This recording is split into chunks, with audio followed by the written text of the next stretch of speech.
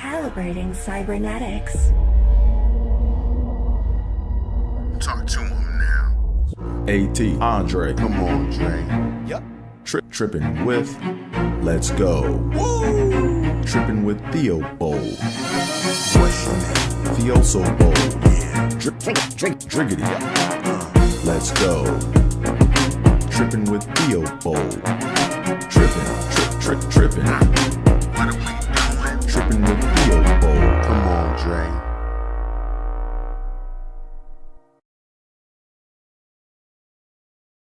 See, mic check, 1, 2, we on. Can you hear me? Holla if you hear me.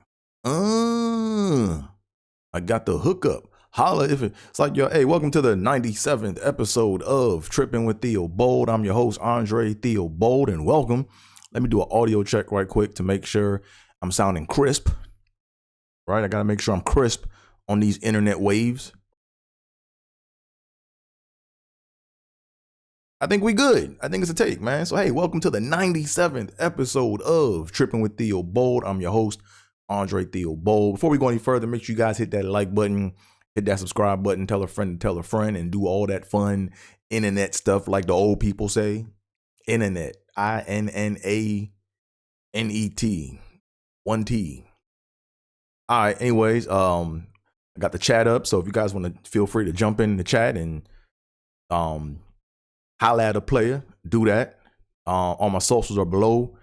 AT is where it's at on most forms of social media, so follow me. So as y'all can see, I am somewhere at I'm somewhere in University of Colorado-ish, right? I'm somewhere that doesn't make any sense. I'm somewhere at University of Colorado-ish in the AI world, you know. So fits the topic for today because we're gonna talk about my Prime predictions because I like what Prime is doing. But before we do that, I want to make sure I promote some stuff. So real quick, or better yet, let me go ahead and do this. As you guys know, I'm a diehard Buffalo Bills fan, so I have to, tie this episode in with the Buffalo Bill. So since today's episode is number 97, today's episode is tied to number 97, Cornelius Biscuit Bennett. One of my all-time favorites, man. Cornelius Biscuit Bennett. Gridiron legend, played in all 4 of the Bills Super Bowls. I would probably say the class clown of the Bills. He was the one that was doing all the end zone dances and all the clowning around, but he got them sacks, pause, like the young people say or whatever. But now, man, I believe he went to University of Alabama. And see who's checking in on my chat right quick. Let me see who's checking in on me. Who is this right here that is checking in on little old me? I gotta see this. Who is this? Oh, okay, it's no, okay. Okay. Thanks, Mr. Bill. Appreciate the comment. Appreciate the feedback. But now, man, Cornelius Bennett played for University of Alabama. I believe he was drafted by the Colts. I think he was drafted by the Colts, and the Bills picked him up, and I think he ended up playing with the Falcons. I'm not sure if he started with the Falcons or ended with the Colts. I believe he started with the Colts. I got to fact check that, but all I care about, people know him as being a Buffalo Bill. So today's episode is the Biscuit episode for Cornelius Biscuit Bennett. All right. What else we got going on here, man? Let's gonna get these tongue twisties out the way. Oh yeah, this is famous picture from Super Bowl 25 against the Giants, the one we lost wide right in. But as y'all know, it's tongue twisty time. So you guys can read along with me or watch me struggle. Because, I got to get the brain and the tongue coordinated so there'll be less trippage in the show. So let's go ahead and read these off, man. So read along with me or watch me struggle as you want. It's your call. But here we go. And the reason why we're doing the letter V, because today is September 22nd, and we're doing the 22nd letter of the alphabet. Tongue twisties. Letter V. Here we go. Valuable Valley Villas. Valuable Valley Villas. Valuable Valley Villas. Victor's friend Vincent rinsed his vest in vinegar. Victor's friend Vincent rinsed his vest in vinegar. Victor's friend Vincent rinsed his vest in vinegar. Vincent vowed vengeance very vehemently. Vincent vowed vengeance very vehemently. One more again. Vincent vowed vengeance very vehemently. Violet is vivacious. Violet is vivacious. Violet is vivacious. And the last one, here we go. The view over Dover is overly vivid. It has a nice roll to it. The view over Dover is overly vivid. The view over Dover is overly vivid. Yay! Made it through the tongue twisties. That's done. Now, let me do some quick promo right quick so we can keep the show moving along. Let's see, move this over. So for today, I had to promote my brother, Mr. Malcolm Hall, aka the Cheap Champ, aka Cheap Not Broke is Cheap Not Broke, but used to be known as the Cheap Champ. Real funny comedian, man. Man, we did a lot of shows together, like for a minute, man. We've been doing shows probably since like 2015, 2016. Met him through a very, very funny comedian, Henry Coleman.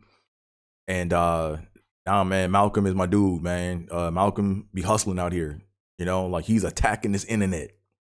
INNANET. Malcolm is attacking this internet. So he inspired me, man. You know, we went live yesterday, you know, on YouTube, on this platform. Go check it out. And we had a good time, you know, talking about these ticket prices or just prices in general of like concerts and stuff, you know.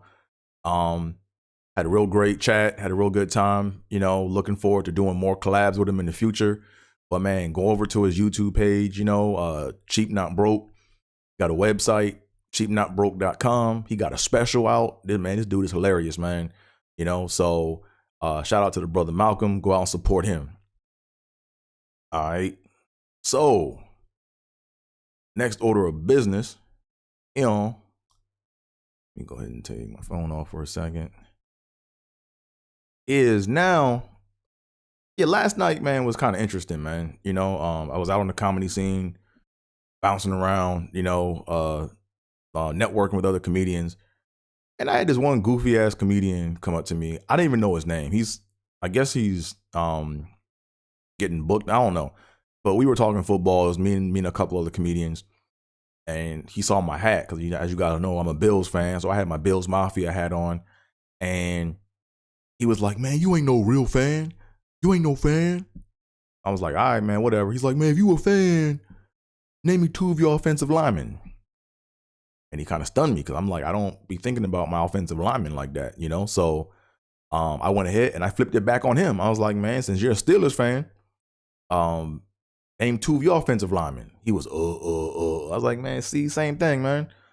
But that was a good question, though. Now it's like there's extra motivation to learn the offensive linemen, you know, for your team, or at least know 2 of them, you know? So that's going to be my thing, right? I'm going to make sure I always know my offensive linemen.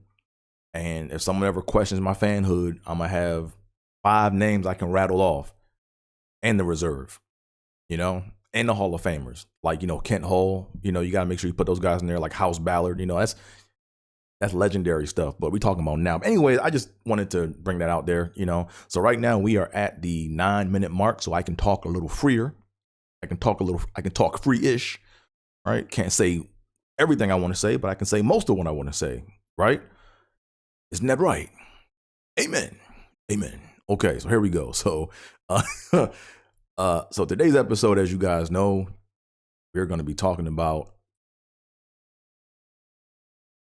this gentleman right here, Mr. Deion Primetime Sanders, man. This is my dude, man. Love what Deion is doing with Colorado football right now. I love what he's doing with college football in general. Like, nothing particular with Colorado, but man, I love what Prime is doing, man. You know, and a lot of people don't realize what Prime is doing. You know, like, to be honest with you, I'm watching more college football than I probably ever did. Like, I don't even, like, as y'all know, I went to, or maybe not know, I went to Temple University, and I lived in Iowa for 7 years, so I go for the Temple Owls and I go for the Iowa Hawkeyes. But I don't like break my neck to watch every game. Like if the Hawkeyes are on, I'll watch them. If Temple's on, I'll probably watch them for about a quarter or so. But Colorado, man, I've been like planning my Saturdays out around Colorado, man. That game last Saturday night was ridiculous, So, but a lot of people don't realize what Coach Prime is doing, man. Prime is doing something very special, man, and I love what he's doing. I love what this brother's doing, man. He is flipping the game upside down. He's taking college football and grabbing them by the ankles and holding them upside down and shaking them out. This is what Prime is doing. Right?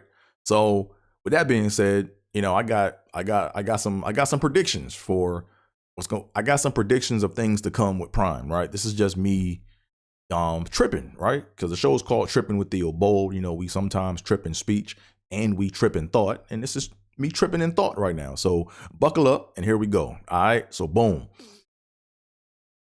I got a lot of predictions for Coach Prime. So first major prediction I have, and these are in no particular order. I'm just gonna rattle these off. But I think there will be an NFL team named after Prime. Ooh, yeah, I said it. Because what Prime is doing, man, he's doing some legendary stuff, man. At the end of the day, when it's all said and done, his name is going to be up there with the Eddie Robinsons and the Bobby Bowdens and the Nick Sabans and the Paul Browns. So if you guys know anything about the Cleveland Browns, they're allegedly named after Paul Brown, who was a college coach, and they begged him to come and coach in the NFL. And the owner at the time, I think was it Lamar Hunt? Did he own? I got to go back and do Lamar Hunt was.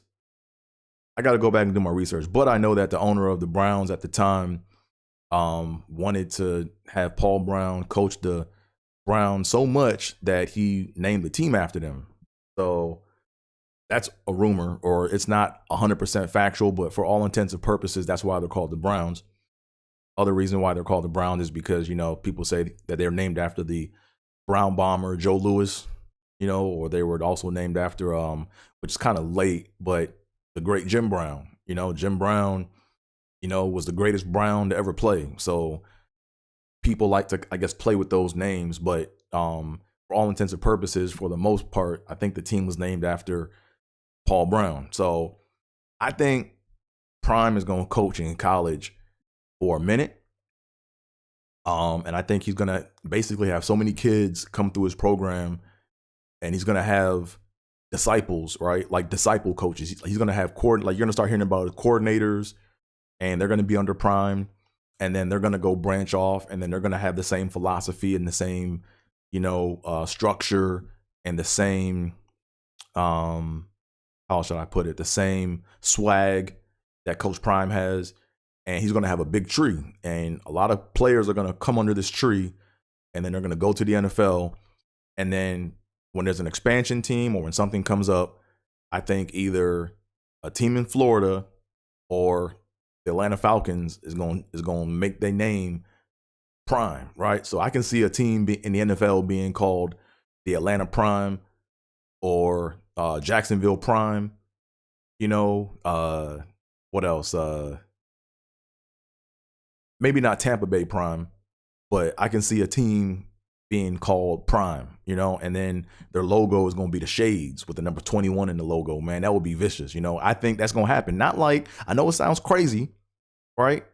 I know I sound ridiculous right now. That's why it's called Trippin with Theobold, but I'm saying like 20 years from now, I can see something like that happening. So that's my first bold prediction. Second Prime prediction is I think that I think the best players, number one, I think they're all going to just flock to him. So not even just the best players, but the richest players. So you're going to see like Hollywood stars and like politicians with athletes that are like top tier, and they're going to want to pay top dollar to get them to be coached under Prime, And with that being said, I think what's going to happen is the NCAA is going to come out with all these rules. They're going to have all these rules to try to block Prime, right? So that's coming. They're going to have, because right now, if you see what Prime is doing during the games, Prime is recruiting. Like during interviews, during sports segments, he's like, hey y'all, when he's talking, he'll be like, yeah, so yeah, we got this and we got this going, but hey, if y'all want to come play for Prime, y'all know how to get a hold of me. That's what Prime is doing, man. So I'm telling y'all, man, Prime is like, they're gonna start changing up the rules because Prime is gonna just he gonna do what he want, I think that Prime is going to I think he's either going to get a national championship with Colorado sooner than expected, or they're going to be closer sooner than expected, and he's going to dip out, right? So I know he has like a 7-year contract. I think 7 year, $5 million. Was it 7 years, $5 million a year for $35 million total? I think this is a one-stop shop for Prime. Prime is going to be moving around the whole NCAA, right? Because Prime did that in football. Like, he did that in the NFL. He did that with the Falcons, and then he went to the Cowboys, and he went to the Niners, then went to the Cowboys, then went to the Redskins, then went to the Ravens, right? So Prime is a mercenary, and I love it. It's the American way. You got to go to the highest bidder,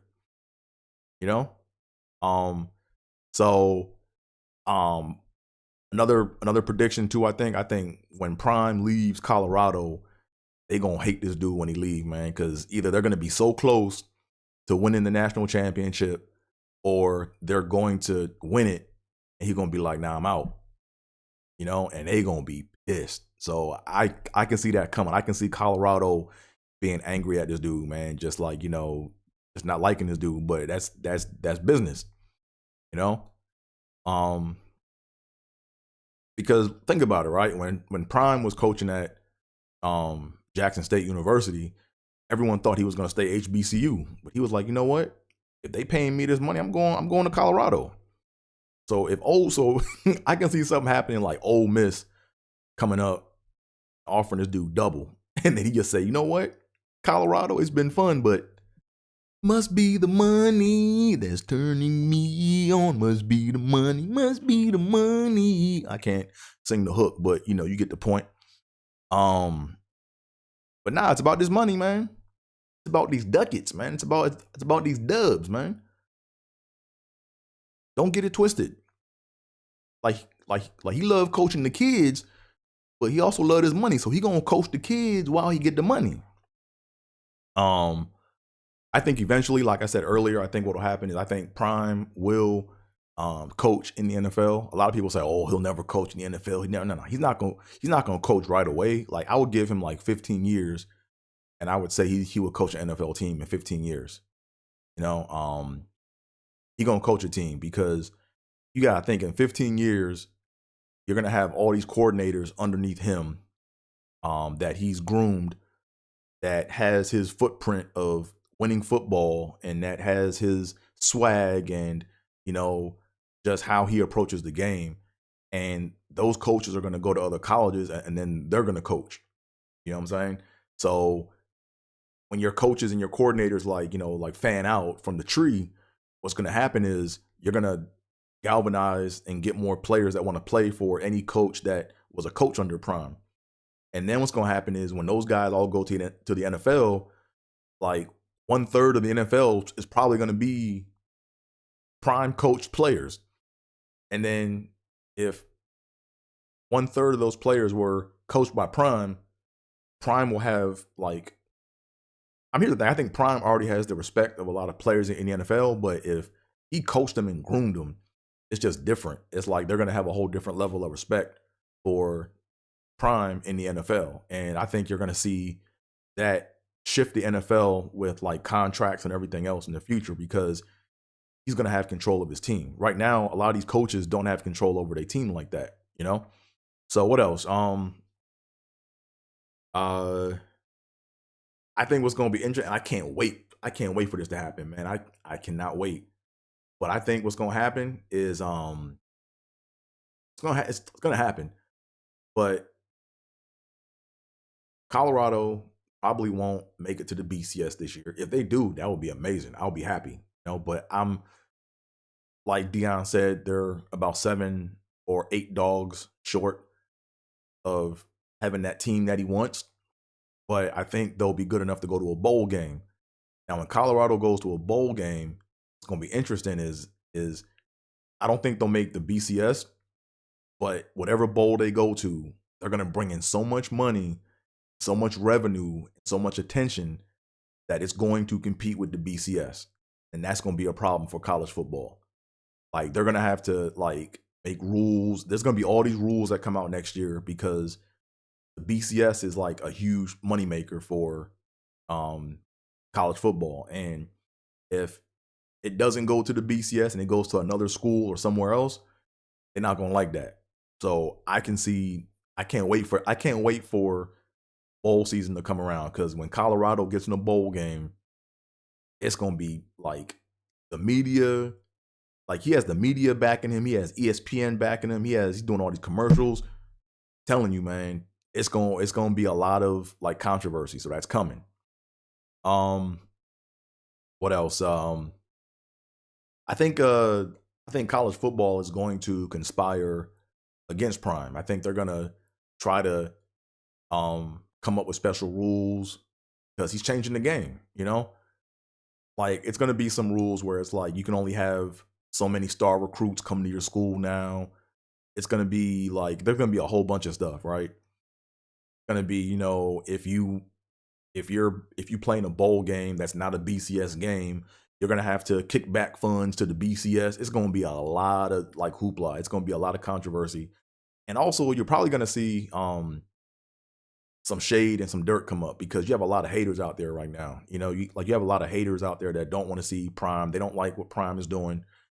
They're gonna try to go dig up his past. They're gonna try to expose a lot of stuff. So it's coming. I already can see it. But I think with Prime being the character dude that he is, an high caliber person that he is, I think Prime has the way. I think he has the finesse or the ability to finesse his way through those situations, but the bullshit is coming. Like I can already see it, By the way, I got my 21 blenders coming in the mail. Got my gold ones coming, the ones that you see him wearing in this photo right here. When he was doing the interview on ESPN and they all had their blenders on, I was like, okay, this is kind of corny.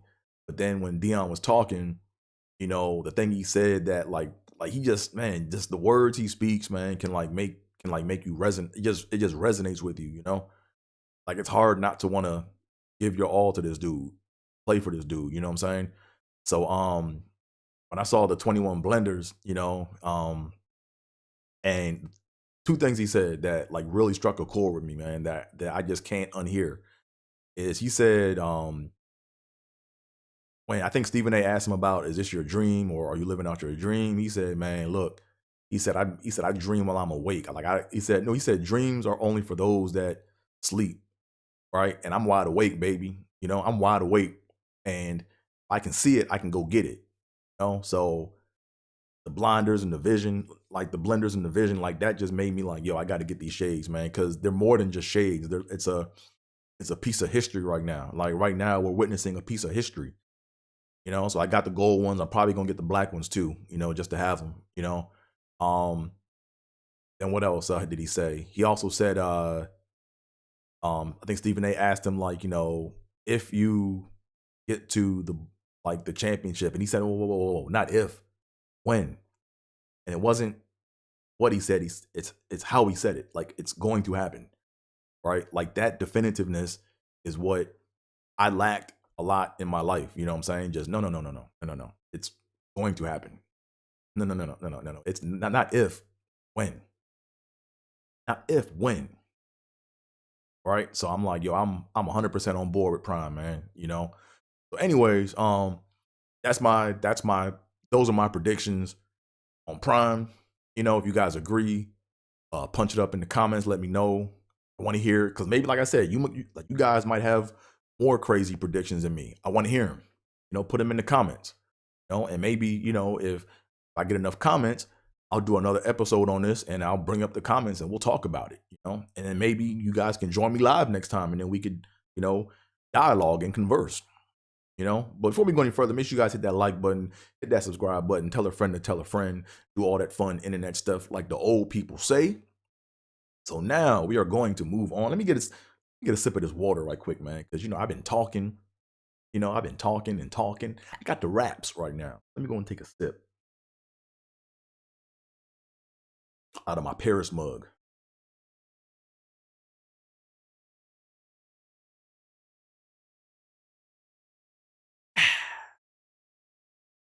Refreshing. All right, cool. What else we got going on, man? So now let's go ahead and move on to the daily fantasy sports part of the show. All right. So last week, how should I put it, man? DraftKings kicked my ass, man. Like I had this whole theory that, I'm good enough at partially picking players and lineups to where I said, I'm gonna play a lot of lineups for a lot less to try to get a flip to where I could flip into next week and do the bigger contest, right? Nope. It's like once you start going down the rabbit hole of combinations of things that can happen, the possibilities are endless. It's like you got to be like Doctor Strange and see all the possibilities. And I'm not Doctor Strange yet, but for some of y'all, like I said, a lot of people, I've been getting feedback on my show, and a lot of people don't really care for the DFS stuff, so just so you guys know, I'm going to go heavy into DFS. So if you want to tune out, I appreciate you for checking in. If not, if you want to learn something, stick around. All right. So here we go. Let's get into the DFS portion of the show.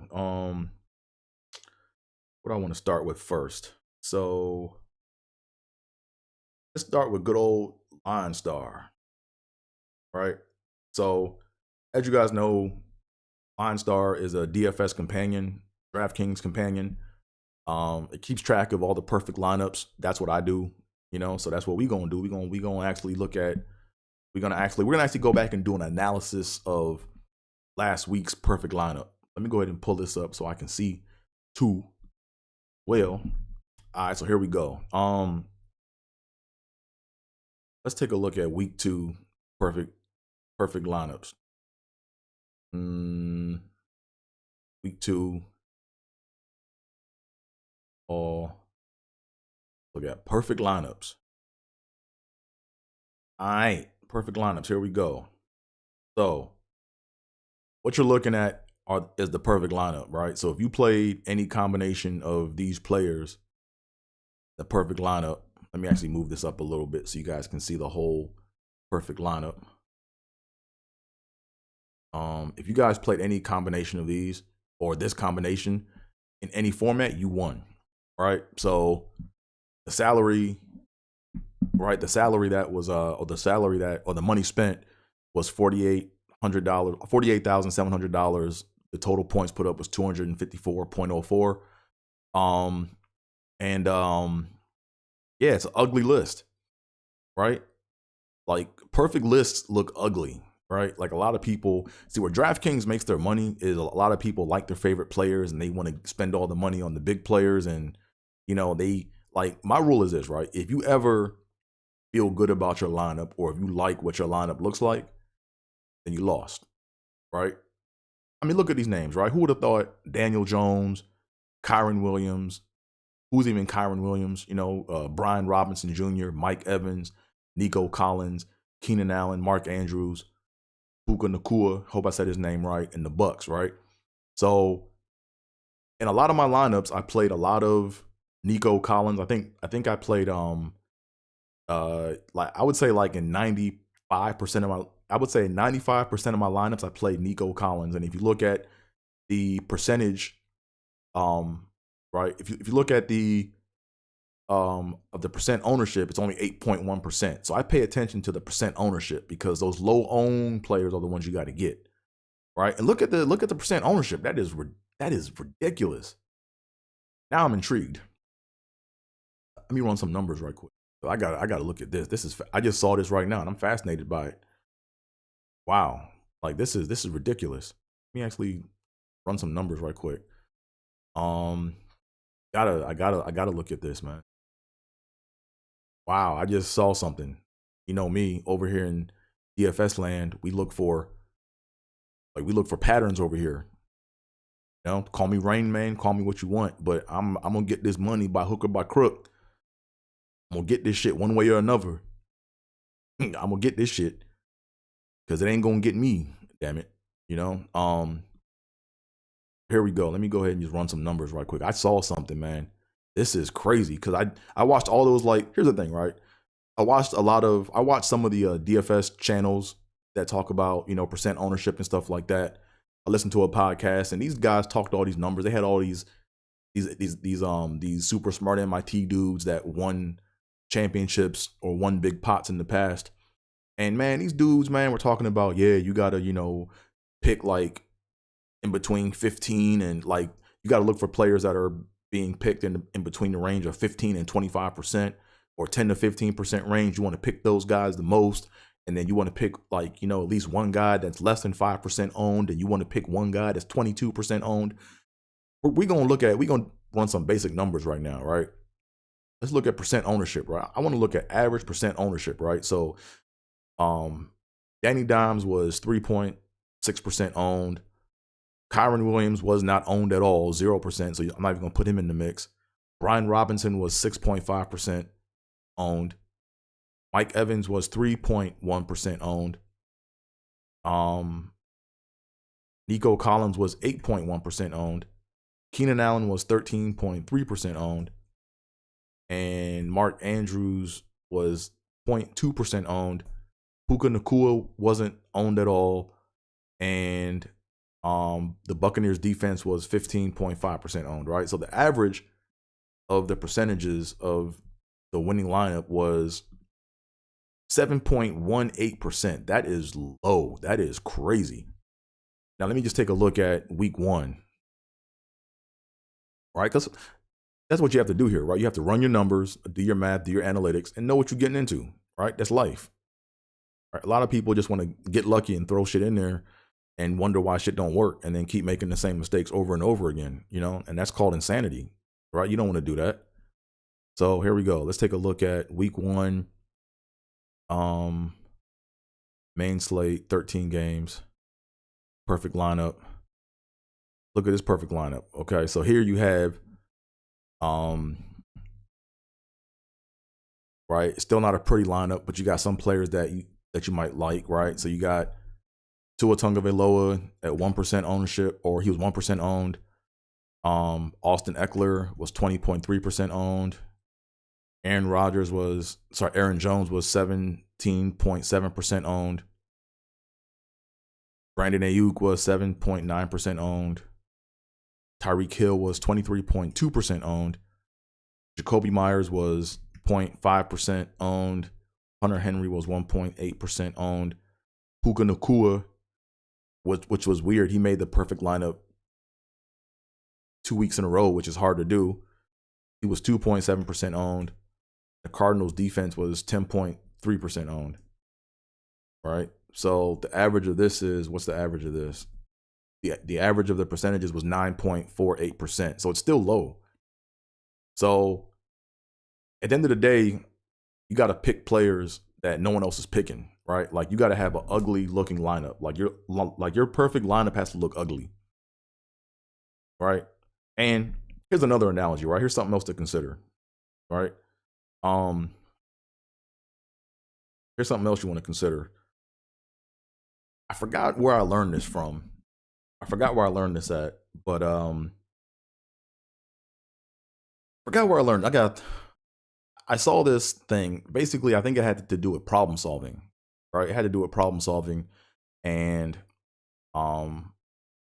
basically it was like a workshop, and this instructor was trying to teach people how to like solve problems, right? I forgot what class. I gotta go. I know it's a YouTube video for it, but basically they're in this class, and they have a container, and they have like 3 big rocks.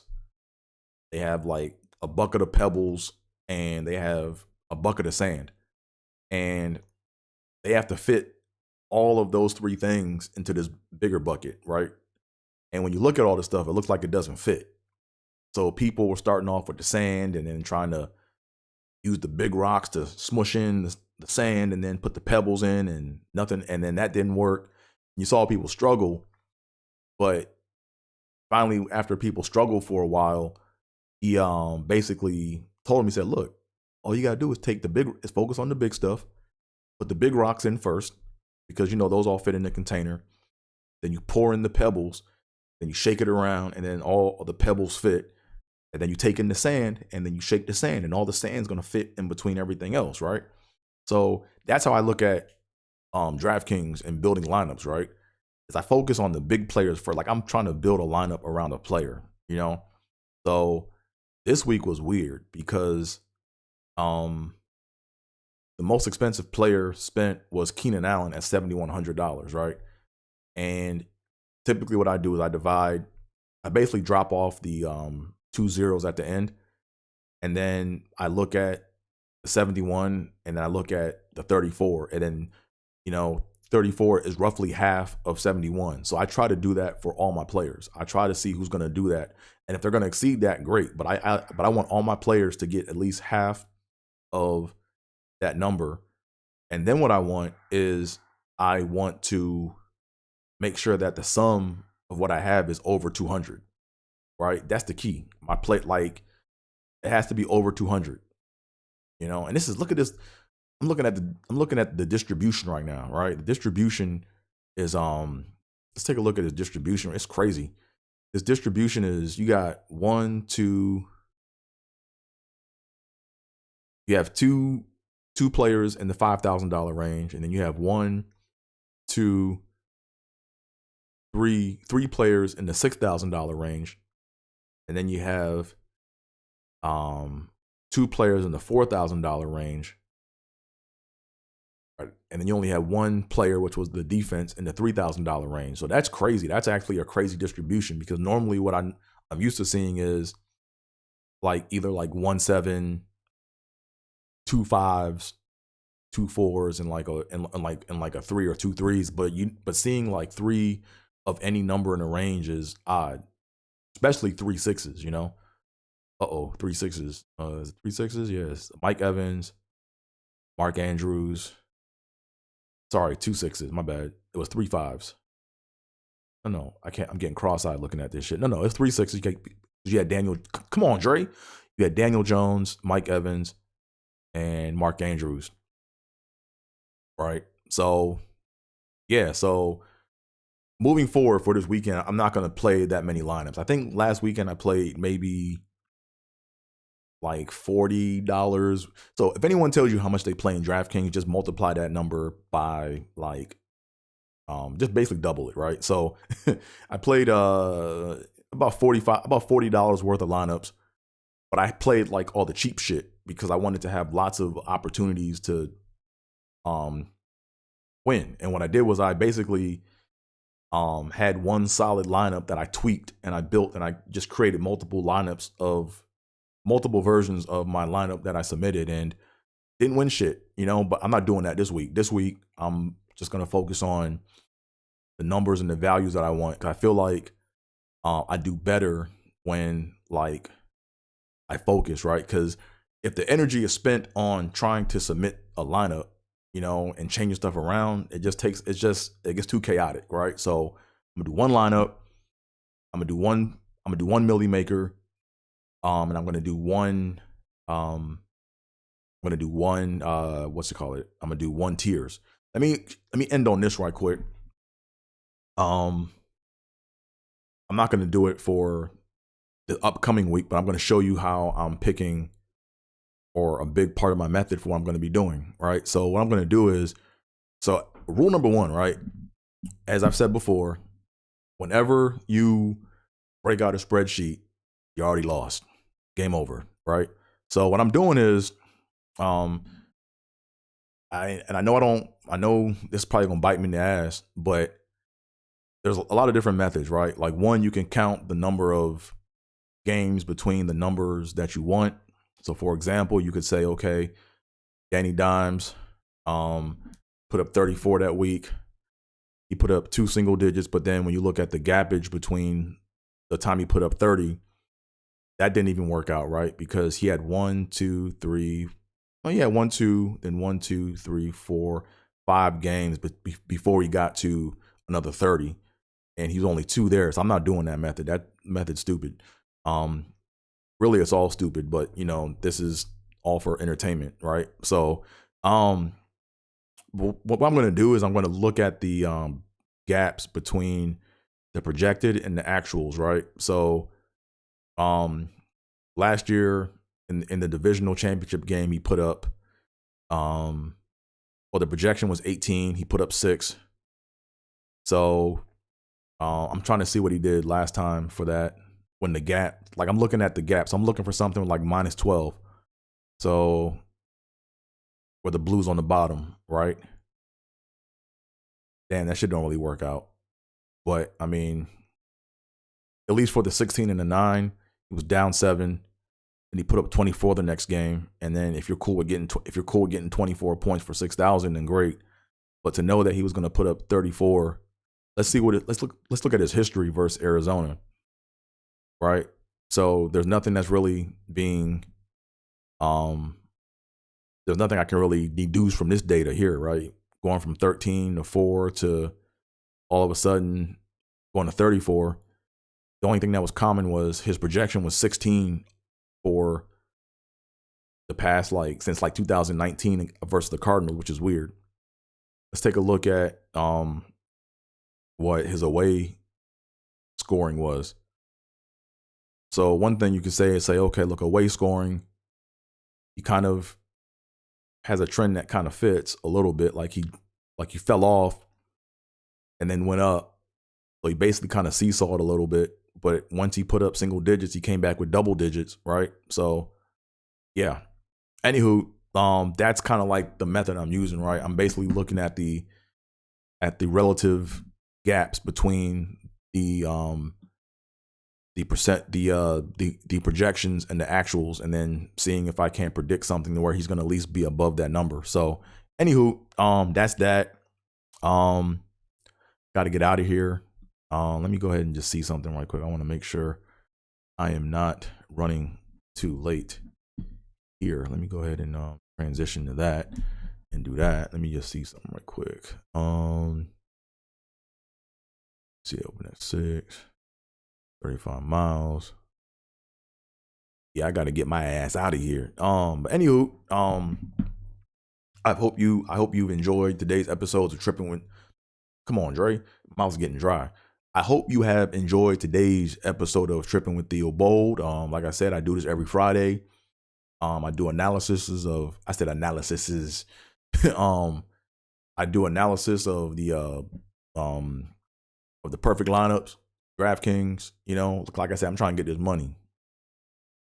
I'm trying to get this money. I'm trying to get this paper. You know, like I said, just tune in every week. I'm gonna do this every week. But this is gonna be on the back half end of the show because I know a lot of my fans don't like the DFS stuff just yet. But I think once they get hooked and see why I do it, I think, you know, I'm gonna reel them in. But what else, man? What I got coming? I got a couple shows coming up, man. Next month, October 9th, I'll be at the Laugh Factory on Monday at the Free Voices comedy show. It's Flame Monroe show. I got booked on that show. So yeah, look out, be on the lookout for that on my social media. I'm gonna have the flyers and stuff posted, so make sure you guys go. If you're in the area, come check that out. The LA area, that is. Right now, I'm about to go down to Huntington Beach to work out some material. And then what else I got? Yeah, I got stuff in the works, man. So just, you know, rock with me, follow me on social media, you know, stay tuned. And with all that being said,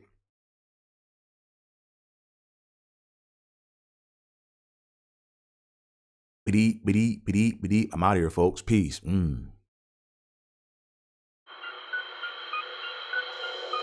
Yep. Trippin' with Theobold. Let's go. Caliente. Trippin'. Trippin.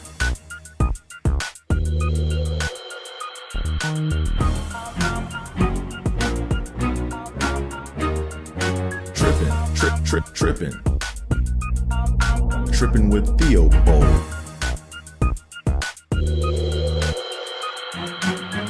Trippin with Theobold.